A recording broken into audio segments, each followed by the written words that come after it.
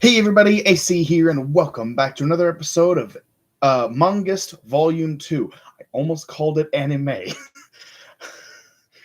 um, you'd think after a whole month of doing this, I'd be able to do the intro properly, but no. Um, but here we are, number 2, Saint Seiya, Knights of the Zodiac.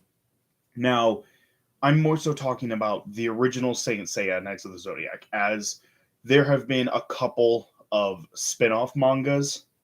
Um, there have been a couple of spin-off mangas. There was Lost Canvas, and um, there was Lost Canvas, and there was a spin-off anime called Omega, and most recently, um, there was a there was another sequel to Knights of the Zodiac. Um, Shoot, what was it? Saintia something. Let me check. Saintia Show. That's what it was. Saintia Show. Um, and the as far as the manga goes, Lost Canvas was meant to be a prequel to Saint Seiya Knights of the Zodiac, and Saintia Show is meant to be the official sequel to Saint Seiya. And it is a very as much as I love Lost Canvas and Saintia Show, they're both great. Saintia Show, to my knowledge, is still going. I haven't kept up with it lately. I read like the first 8 volumes, and I stopped reading for a while. So I haven't gotten completely caught up with that yet. So I don't know if it's still going or not. I think it is. Um, but I enjoy Saintia Show and I enjoy Lost Canvas, but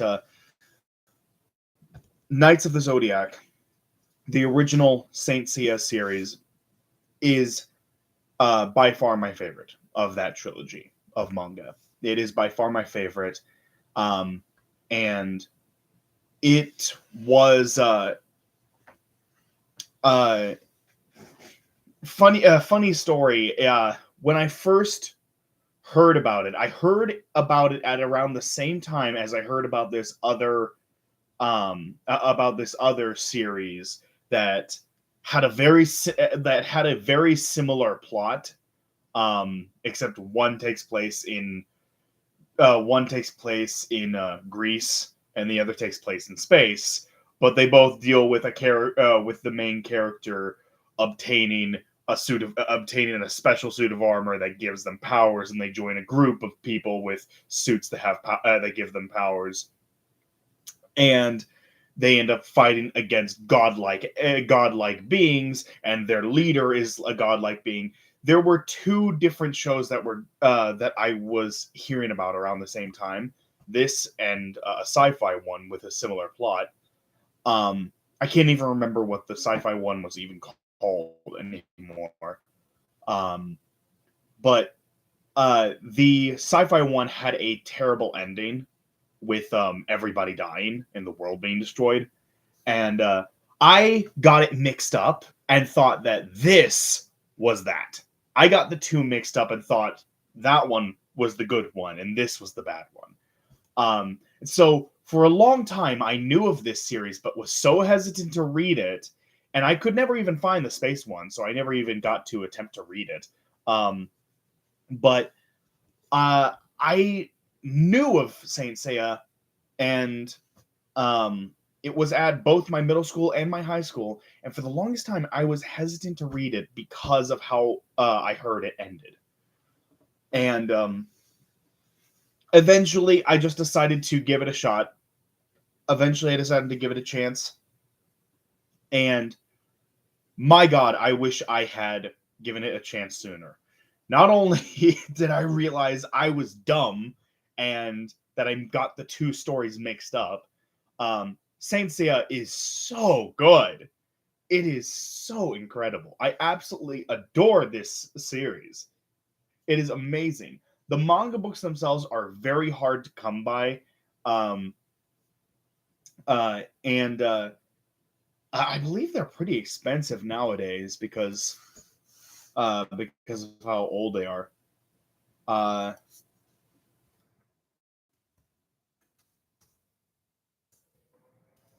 Let me see. Amazon. Boom. Volume 1. Yeah, yeah. Volume 1 to buy it is 54 is almost $55. Yeah. So that's one volume. That's a single volume to buy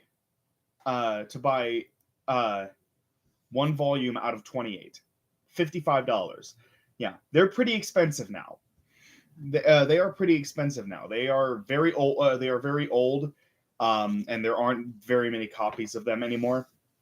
And yeah, it is a it is a real shame that they are that expensive because I would absolutely love to own the whole series. It is just that good. But unfortunately, I never owned any of the volumes. The only times I ever read it were whenever I checked out the books at school, um, which was quite often back then. Um, so, but yeah, so like I said before, the plot is pretty simple to understand. You've got your main character. He's in Greece. He ends up getting this armor that allows him to uh, technically he has all of these powers already within him. The armor just kind of helps him to channel it. Um, and He ends up joining a group of other individuals with armors, and each of these armors are based off of something in Greek mythology. Um, like Saint Seiya himself, is his armor is the Pegasus armor, and then there's a dragon armor, an ice swan armor, a phoenix armor, Andromeda armor, and then armors based on several other mythological stuff like centaurs, satyrs, the 12 zodiacs. Um, so there are a ton of different armors, and their job is to protect the reincarnation of Athena. She is human, but she is Athena's reincarnation, and until she awakens to her true divine power, they need to protect her. Um, and That's not going to be easy when several of the other gods want her dead. Several of the other gods want her dead because the other gods want humans to fear and worship them, where Athena wants to work alongside the humans and help the humans to prosper. Um, and so you've got villains such as Poseidon and Hades trying to bring her down. We unfortunately never get to see Zeus. We never get to see Zeus. Um, the only the only ones we get to see are Athena, Poseidon, and Hades. Um, you'd think that Ares, the god of war, would make an appearance as well, considering how him and Athena have always had this ongoing feud, this ongoing rivalry between the two of them in Greek mythology. But no, Ares never shows up, Zeus never shows up. You'd think that those five gods would at least appear. Um, all five of those gods would at least appear, but no, Zeus and Ares never make an appearance. Um, Now that being said, the series did not end the way that the creator initially wanted.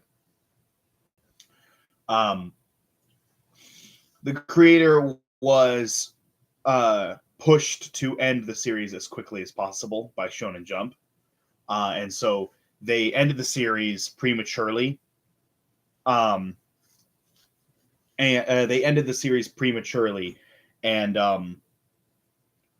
uh, they wound up giving Seiya and his four closest friends um, special armor that wasn't supposed to be given to them until their fight with Zeus. So that was endgame stuff that they were supposed to be given, but they were given it in their fight against Hades. Uh, and that is unfortunate because it means that we do know that they were supposed to fight Zeus and probably Ares as well. Um, but the series ended before we could see that. Um, most likely, the series would have gone. Most likely, the series would have gone on. Um, most likely, the series would have gone on for at least another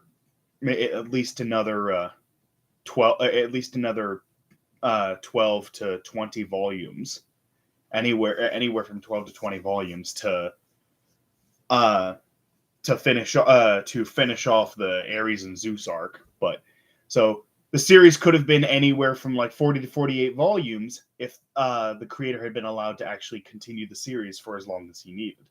But unfortunately, that did not happen. And the ending itself left it as a big question mark as to whether or not Seiya was going to survive. Um, the ending of the series just left it very ambiguous as to whether or not the main character survived or not. But thanks to Sentia's show, we do know that he did. We do know that Seiya did in fact survive. Does in fact survive, as he's very important to the plot of the story for Sentia's show.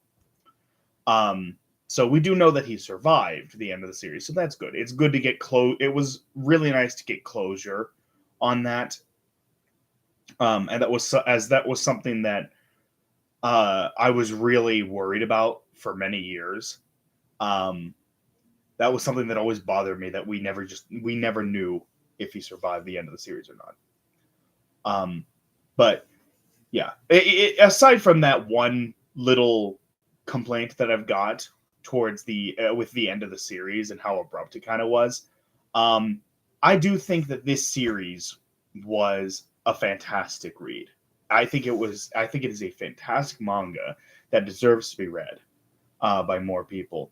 And Netflix, while they didn't do a great job with the Saint Seiya reboot, um, with um, with the first two seasons, um, or was it three seasons?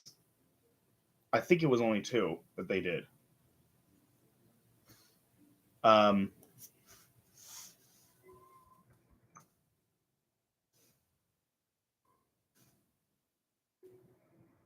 Hang on.